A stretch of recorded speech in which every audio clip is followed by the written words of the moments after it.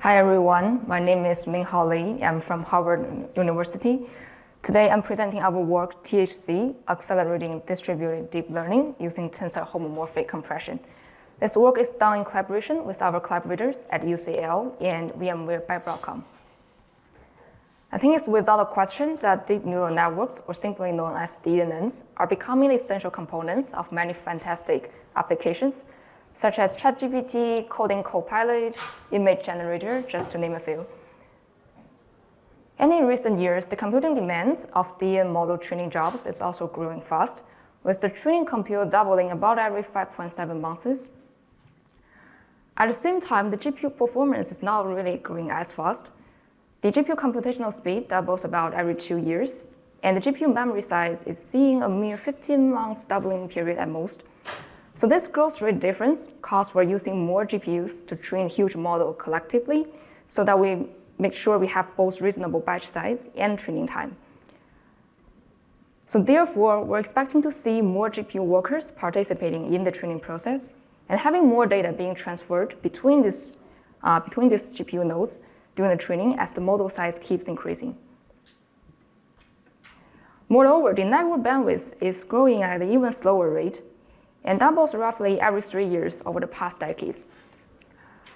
So we're expecting to see more GPU nodes synchronizing over relatively slow networks, making network the major bottleneck of distributed training settings.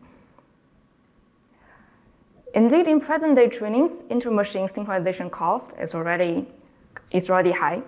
Let's take the widely adopted parameter server architecture in data parallel training as example. So here, all the GPU nodes are training its local copy of the model or a data start partition, and then periodically, usually after every iteration, they'll send their gradient over to the parameter server for aggregation. Now we conduct a micro benchmark experiment where we train GPT-2 and BERT base with worker machine that is each equipped with one A100 GPU. So ideally, when we increase the number of workers from 1 to 4, we should see the epoch time speed up roughly 4 times.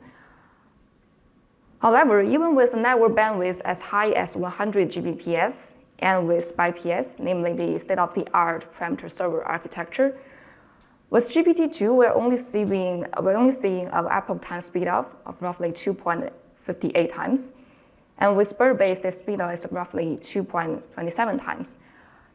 And this epoch time speed up difference is mainly due to the inter-machine communication overhead. And this is the case with just 4 workers. There are many previous studies that have shown that the state scaling efficiency is only going to get worse with more workers participating in the training. So we want to lower this communication overhead, and a straightforward way to do so is simply just transmit this data. And then so instead of sending the original gradient, we send a compressed version of the gradient to reduce the number of bits transmitted. And there have been many previous works that successfully integrated gradient compression into distributed training systems. However, there's one remaining issue, that is all these previous systems leverage compression schemes that require decompression and then potentially recompression at every synchronization step. So to visualize this issue, let's put things back into the parameter server context. So here, workers first train the local copy of model, get the gradient, compress the gradient, and send the compressed version to the parameter server. At the PS side, we'll first decompress these compressed gradients, and then sum the decompressed values up, and then potentially recompress the sum again at the end of the PS processing to make sure that we reduce the data volume that gets transmitted back from the PS to the workers. And then the worker take the compressed sum, decompress it, update the local model accordingly, and then continue into the next round of training. So although we have managed to reduce the volume of data that gets sent around during synchronization time and therefore reduce the network time, we also brought out these additional decompress and compress operations on the parameter servers. And these compression-related operations can introduce surprisingly high computational cost. So here we conduct a macro benchmark experiment where we transmit a vector of 1 million coordinates between the 4 worker machines. And we employ the parameter server of the BiPS compressed system together with the top K 10% compression scheme. So thanks to reducing the data volume, we managed to achieve network time saving that equals 52.4% of the previous end-to-end synchronization time. However, because of these additional decompress and compress operations, we also increased the parameter server time by 23.5% of the previous communication time. So the total end-to-end saving was then dropped down to just 28.9%. So we want to enjoy the saving that we get by reducing the volume of data transmitted, but at the same time also avoiding paying this additional computational cost. Therefore, our goal is to design a compression scheme that enables direct aggregation of the compressed data. And achieving this goal requires what we formally defined as the homomorphic compression property, that decompressing each compressed value individually and then taking the average should be mathematically equivalent to directly decompressing the average of the compressed value. Now, with this property, we can safely remove the decompress operations that is otherwise required before the summation. And then now the only decompress operation that's required is the one that happens on the worker side. Moreover, now notice that all the values stayed in the compressed format throughout the PS processing.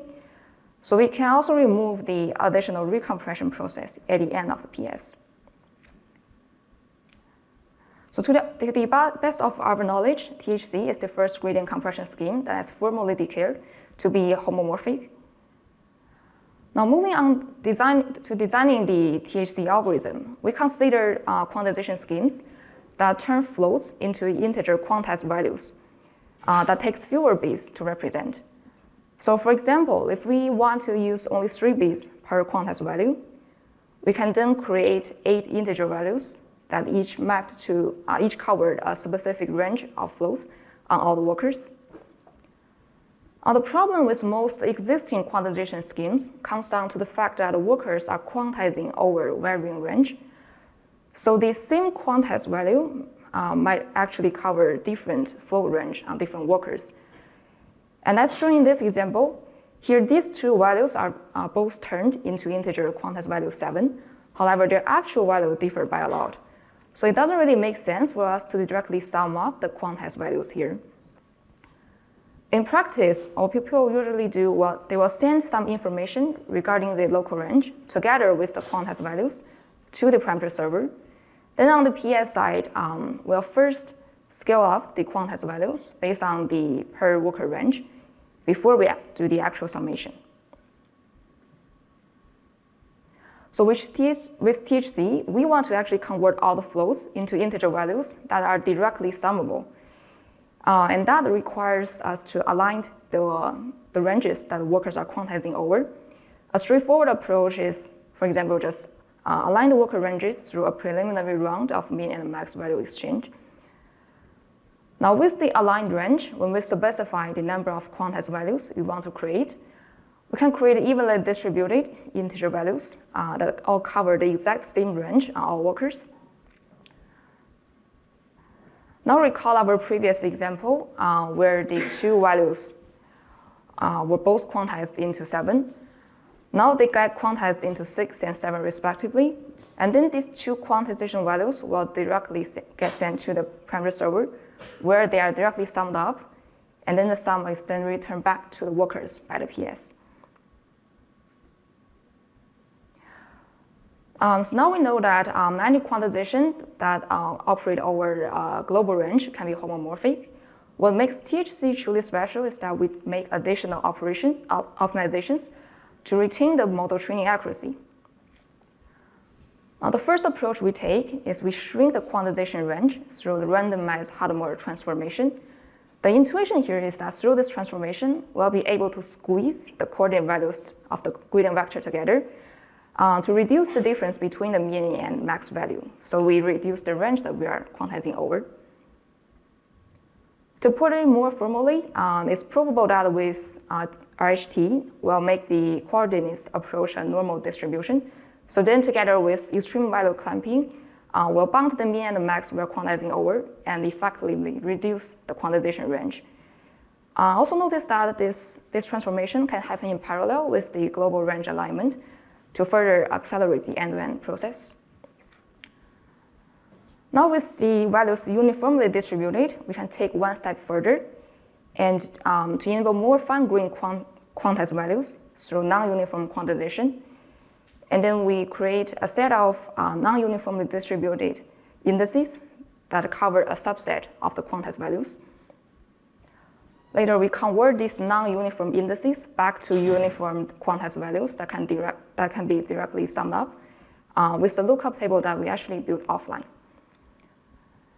Due to the interest of time, I won't get into details of these optimizations, but I'm happy to elaborate more offline. Now, putting things together with THC, the worker still first train their local model, get the gradient, transform it, and then compress using THC. And then we either directly send the quantized values or we send the lookup table indices when we enable non-uniform quantization to the parameter server side. When we are sending the indices, we go through additional simple lookup process on the PS to convert indices back to quantized values. The quantized values are directly summable, so the PS will sum them up and then return the sum directly back to the workers. The worker will then decompress this sum and then update their local model accordingly and continue into the next round of training. Notice now there are only integer operations happening on the parameter server side, making it very simple to offload the PS process to programmable devices so that we can gain further speed up with in-network aggregation. In our THC system prototype, we take in-network aggregation with programmable switch as the example. So previously, we'll have the parameter server process running on CPU cores, but now we directly replace the CPU server with a programmable switch that's connected to all the worker machines. And this helps us to remove the traffic between the switch and the parameter server. For evaluation, we use the state-of-the-art all-reduced architecture Hollywood as the no compression baseline. And then to compare with our existing compression scheme, we choose DGC and top K that communicate top 10% of the coordinate by magnitude. On our local testbed, we have 4 GPU workers, each equipped with one A100 GPU. And we have one Tofino 2 programmable switch that can also function as the parameter server. All the machines are connected by 100 Gbps network. So in the distributed training setting, the most important metric is time to accuracy. So here we'll highlight the time to accuracy result we get with training VGG16 with ImageNet dataset. The y-axis here is attainable training accuracy. The x-axis is training time in minutes. We consider reaching a target accuracy that is very close to the final accuracy we can get with the uncompressed baseline. The green curve here is using THC together with the Tofino 2 switch as a parameter server. The right curve is using THC with the parameter server running on CPU cores. And the yellow curve is the Hollywood non-compression baseline. So THC with the Tofino programmable switch at the PS can reach the target accuracy 1.43 times faster than the no compression Hollywood baseline, thanks to the 4 to 8 times compression ratio we achieve, as well as the additional speed up of in-network aggregation. THC with the CPU PS can reach the target accuracy 1.32 times faster than the no compression baseline. Now we add in the curves for DGC and top K.